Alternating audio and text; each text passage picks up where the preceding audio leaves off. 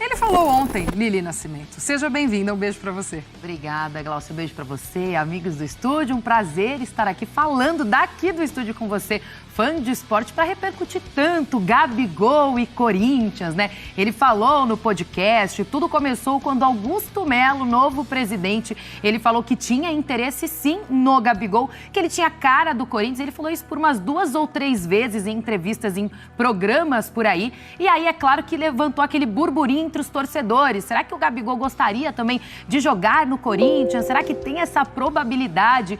Financeiramente, o torcedor corintiano sabe que há uma distância muito grande. O Gabigol tem contrato até dezembro do ano que vem. Ele só estará disponível sem o valor da multa a partir de junho de 2024. Então, até lá tem muita coisa para acontecer. Mas aí, o Corinthians, o que eu posso dizer que foi apurado é que o Corinthians não desistiu do Gabigol. Corinthians continua afirmando, falando da nova diretoria, tá? Do Augusto Melo, que o Gabigol tem a cara do Corinthians e até onde o Corinthians puder ir, vai chegar para tentar levar o Gabigol a vestir a camisa alvinegra, mesmo sabendo que financeiramente é muito difícil. E aí, para mostrar que essa novela deu continuidade, principalmente com as declarações do Gabigol no podcast, a gente vai chamar aí alguns trechos dessa entrevista para o Fã de Esporte. Já falei isso em entrevistas, já falei isso, que eu acho a torcida do Corinthians muito... Os caras cantam os nomes. Corrente também de jogadores que vão jogar, que enfrentam o Corinthians, enfim.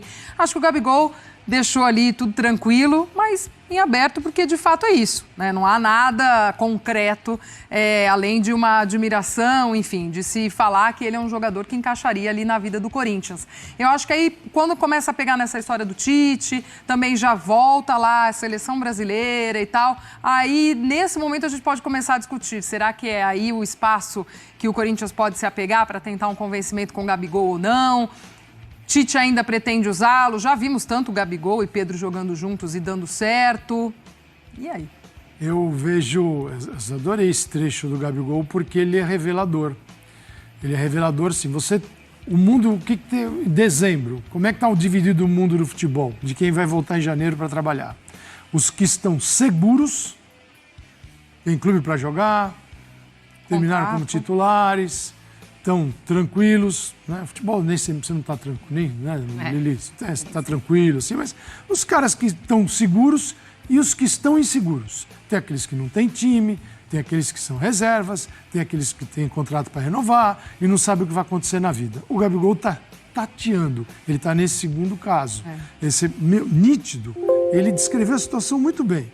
A preferência para outro jogador que levou para a Copa. Claro que esse tipo de escolha não é só, é em função também do que uma é capaz de fazer dentro de campo e o outro. E não significa que este é melhor do que o outro. Às vezes, o Pedro é melhor para o estilo de jogo, na cabeça do treinador, do que o Gabigol. O que era momento na Copa e o que é momento hoje. Que o Pedro foi muito por conta disso. O Gabigol, o que é o Pedro? O Pedro é um jogador, para resumir, de mais imposição física dentro da área e presença de área. O que é o Gabigol? É um atacante de chegada na área. Então, é um estilo do Flamengo com o Gabigol, um estilo com o Pedro. E o treinador pode escolher. Dá até para jogar os dois juntos? Dá. Mas aí você tem o Arrascaeta, você tem o Gabigol, o Pedro, o Gerson. Também é preciso criar um time equilibrado sem a bola. E quando você coloca toda a galera para jogar, para recuperar a bola vai dar mais trabalho. Mas, nitidamente, ele descreveu esse cenário e não demonstrou segurança, mas ele tem 1 ano a mais de contrato. Então ele pode falar, vamos ver o que acontece nesse ano, em dezembro de 2024, eu tenho mercado no Brasil? Tem demais. Acabou de aparecer um clube que gostaria de contar com ele. 176, multa para Clube do Brasil, mais de 500. E o salário dele girando entre 1,5 mil e 1,8 mil por mês. Mas a partir do meio do ano, ele está a 6 meses do final do contrato. Ele pode assinar com outro clube. Ele tem, daqui 12 meses, esses números não valem nada. Porque ele pode sair sem reverter um tostão para o Flamengo. Então, o que o Flamengo precisa fazer para não ter o prejuízo? Ou ele, olha o tamanho, olha os números. O que o Flamengo tem que fazer? Ou ele renova com o Gabigol, ele amplia o contrato, ou ele negocia o Gabigol. Mas o Gabigol, o mercado europeu está aqui, né, louco atrás do Gabigol? Não. O Gabigol teve 2 oportunidades, não deu certo. Então, a gente está falando de um mercado no Brasil. Tem algum clube que vai gastar essa grana para tirar o Gabigol do Flamengo? Não. Aí você tem que ser criativo no negócio. Mas teria que ser nesses 12 meses. Olha, quer trocar o jogador? Você topa? Te dou um jogador, você me dá o Gabigol e tal. Porque senão o Flamengo também pode perder o Gabigol. Se o Gabigol iniciar a temporada, é bem possível que ele termine, se não renovar, e ele está livre no mercado. Então, o dinheiro de uma possível transferência no mercado interno pode ir para o bolso dele. Então, assim, são 1000 possibilidades. Agora, ele não está seguro, ele não está felizão, ele está assim, vamos ver o que acontece. Se não tiver bom, no final do ano ele sai e o Flamengo fica no prejuízo. Eu que acredito ser um desrespeito, Bira, desculpa. Com o Gabigol, pelo que ele representa para o Flamengo, representa para a torcida chegar ao ponto de um jogador desse nível, numa entrevista, não saber do futuro dele. Então isso mexe com ele também, ele que está acostumado com o protagonismo. Recentemente foi comparado assim, o legado do Gabigol e o do Zico no Flamengo. Que eu acho que ainda não...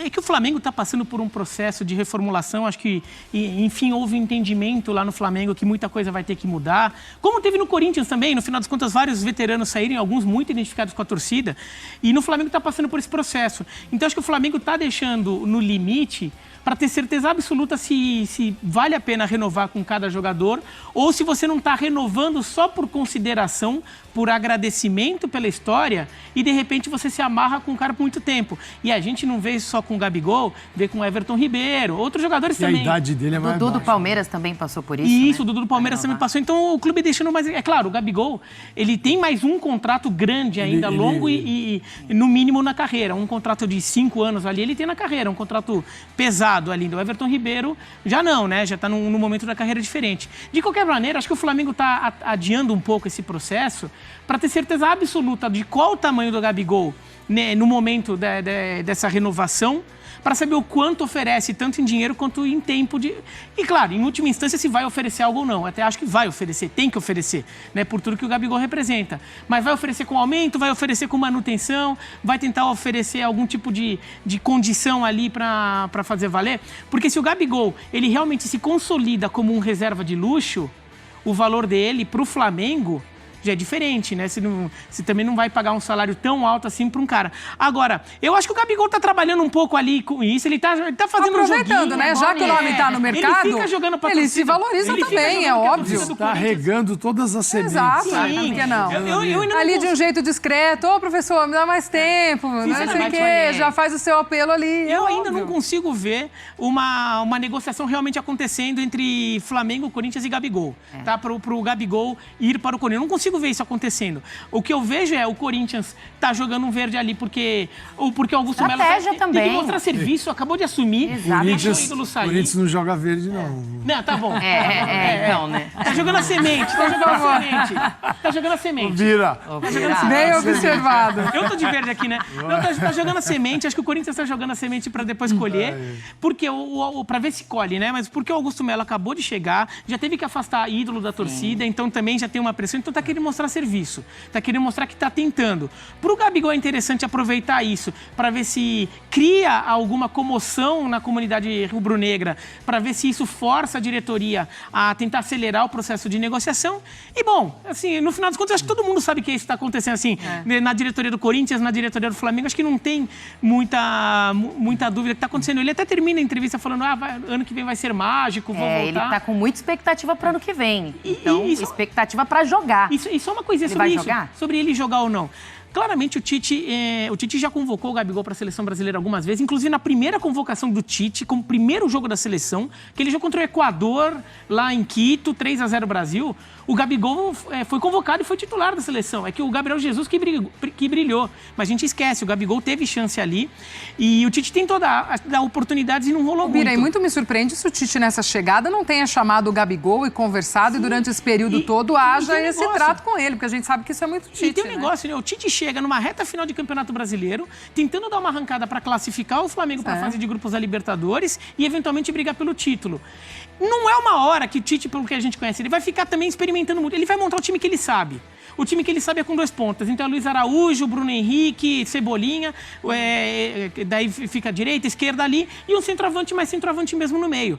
Talvez no ano que vem, com outro cenário, ele comece a trabalhar em outras formações, mas agora era apagar incêndio, fazer um negócio de emergência. Ele foi no que ele sabe fazer, no time que ele sabe montar. É muita coisa, é muita Fernanda. coisa, né? São 2 horas de papo, não tem nem como eu destacar o mais forte. Eu só sei uma coisa, eu gosto muito do Gabigol, gosto muito da personalidade dele. Eu acho que ele é um cara do tamanho das coisas que ele conquistou. Obviamente ele não é perfeito, ele tem erros. Essa temporada, por exemplo, dentro de campo, e ele até explica isso, né, que ele jogou lesionado, mas isso também não justifica, porque ele poderia ter dado essa informação, ou o Flamengo ter dado essa informação antes pra gente poder comentar. Então eu gosto muito dele pela personalidade dele, por ele ser um cara muito autêntico, ele ser um cara muito focado, porque ele pode ter os problemas dele, mas ao mesmo tempo eu entendo que a responsabilidade que ele tem de vestir a camisa 10 do Flamengo é muito grande, e na festa dele, nas férias dele, ele gosta de sair para extravasar. Eu acho completamente normal, porque a gente sempre defende aqui jogador e ser humano. Então eu gosto muito do Gabigol e eu senti muita sinceridade em todas as palavras dele ontem na entrevista. Você pode discutir se foi estratégico ou não, mas ele falou o que ele pensa, inclusive sobre Corinthians, renovação, Flamengo, Tite. Ali eu acho que foi o Gabigol numa roda de conversa com os amigos dele. Ô, Vene, o que você leu como estratégico? Eu acho que a entrevista inteira foi estratégica. Assim, você mencionou muito bem que o Gabigol ele não faz nada por acaso. Ele deu essa entrevista de maneira estratégica. E eu acho que ele foi muito bem. Ele soube utilizar muito bem a comunicação. E o Gabigol sabe fazer isso. Toda vez ele faz algo, não é por acaso. E essa entrevista não foi por acaso.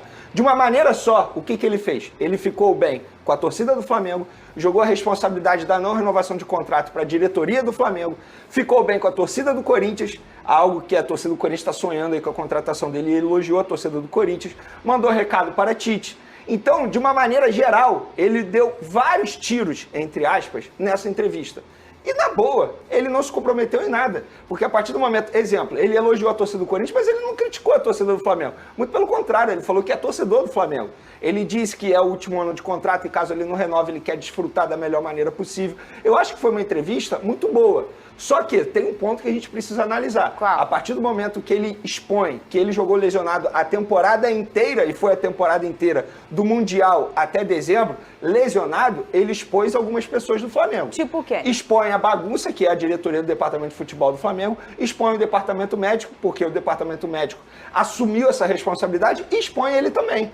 Porque assim, isso pra mim não justifica. Ele falou isso por quê? Pra justificar que ele vem jogando mal a temporada, que essa temporada foi ruim porque ele jogou lesionado porque ele quis. Ele poderia muito bem parar. E quando ele estava sendo titular, essa lesão não estava atrapalhando, só atrapalhou quando ele foi reserva. Só isso que eu acho que foi ruim da entrevista dele. É isso aí, galera. Espero que tenham gostado do vídeo. Duas informações aqui importantes. É que o próprio Vene Casagrande trouxe ontem, né? Que o De La Cruz e o Flamengo já se acertaram. O Flamengo essa semana agora vai para a Argentina para fazer o depósito da multa rescisória do De La Cruz. Lembrando que o Flamengo vai pagar a multa inteira, né? De uma vez só, pelo Pix. Ou em depósito em banco. A gente não sabe ainda o certo. Eu sei que essa semana o staff do Flamengo, a direção do Flamengo, a diretoria do Flamengo, está a caminho da Argentina para fechar todo o contrato, né, com o jogador. O staff do jogador já avisou ao River Plate, né? O staff do River já consciente da decisão, que ele vai sair, que o Flamengo vai pagar a multa integral. E a ideia do Flamengo é já apresentar ele antes do Natal.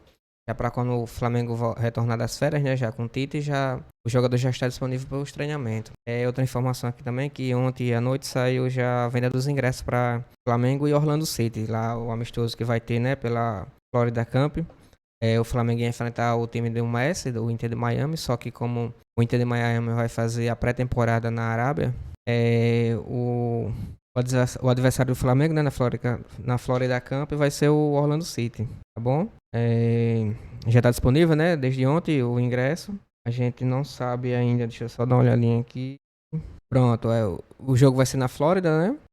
No Explorer Stadium, o nome do estádio lá onde vai ter o jogo de Flamengo e Orlando City. E vai ser em dia 27 de janeiro, tá bom? Para adquirir entradas tem que ir pelo site, tá certo? FC Series, o nome do site. Estados Unidos, lá na Flórida. Flamengo e Orlando City.